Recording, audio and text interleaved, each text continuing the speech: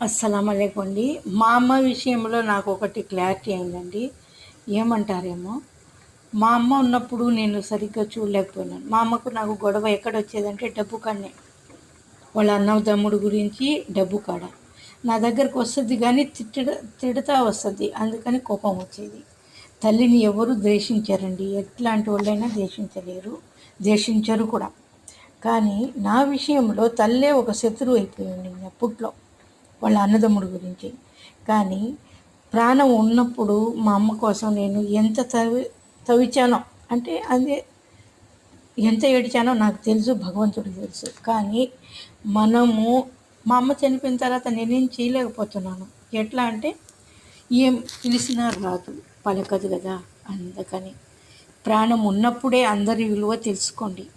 ప్రాణం పోయిన తర్వాత ఏడిచి సుఖం లేదండి. సరేనా? లైక్